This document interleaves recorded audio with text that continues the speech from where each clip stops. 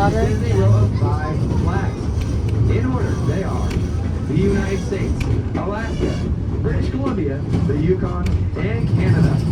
These signify the regions our railroad travels through and the international collaboration behind its construction.